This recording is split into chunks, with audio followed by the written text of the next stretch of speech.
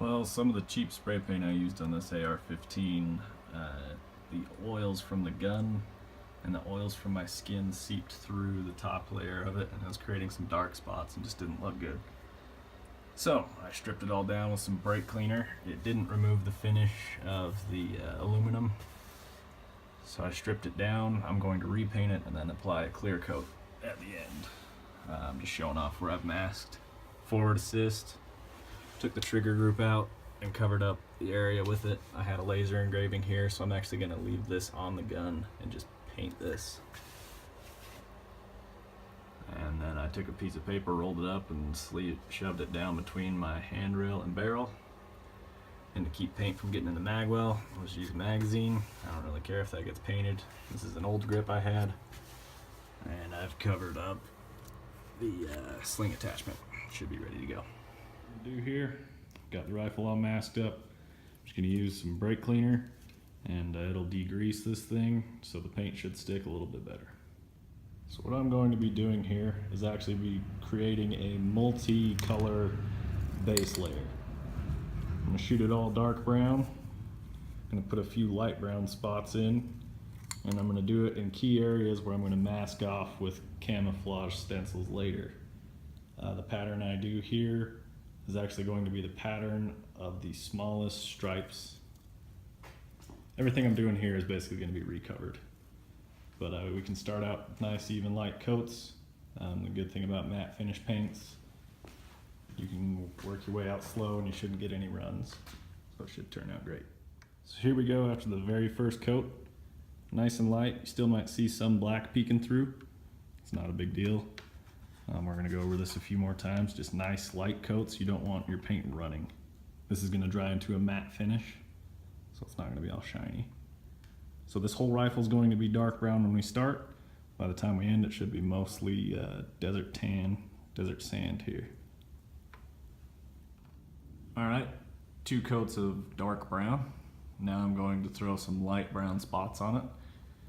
Anywhere the light brown is going to be on the rail, I'm going to mask over it, over the contrasting areas.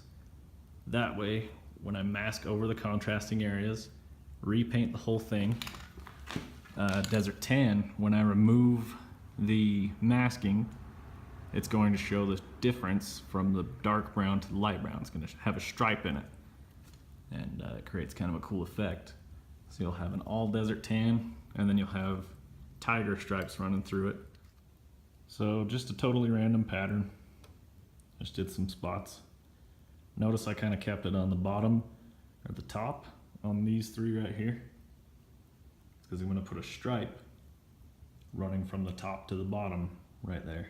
And where the stripe is at the top of the rifle, it's going to be light brown. And at the bottom, it'll change to dark brown. Take a look at the other side. Do some stripes down the stock. That's where you can get some cool transitions.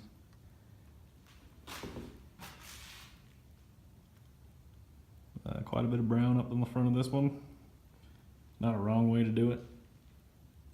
This is what the underneath all the tan is going to look like.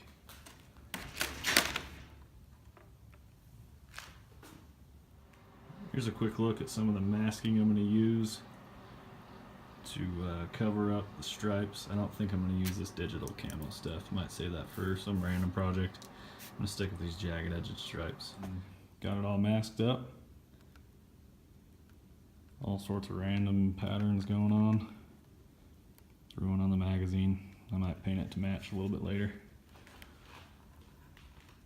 I mean, just randomness. It doesn't stick to the rail very well. The big flat parts on your lower work well. And then of course the stock works really good too. So I made sure to put quite a few on there. Here's the rifle just after being clear coated. Like I said, those stripes go from light brown to dark brown. I did the desert sand top coat and then removed the stencils before I clear coated it. Looks super gloss right now, but it will dry into a matte finish. So at this point, I have my AR15 all back together. When I painted it, I did take the bolt carrier group out, and I took my buffer spring and buffer out of the stock. Just make sure it didn't get paint. When you're painting your rifle, be careful not to spray too closely between your upper and your lower. That way you can avoid basically gluing them together or getting paint in your upper. But being that you should be running oil inside your gas gun, the paint shouldn't stick to it because it's not going to want to stick to an oily surface. So anything inside should be fine. Should wipe right off if you get any in there.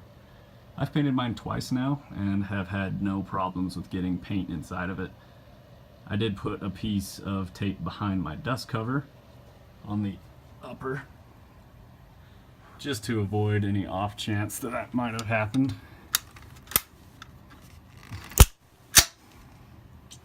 But just avoid painting in this area too close or along the line of your upper, and that should eliminate any issues you might have there. But I think it looks good. All in all, this cost me $12 to do. A couple cans of spray paint, pick whatever color you want. I'm fortunate in that I do have a vinyl cutter to make those stencils, and you should have no problem being able to make some kind of crazy design. But that's it. How to paint your AR-15 on a budget and have it look good.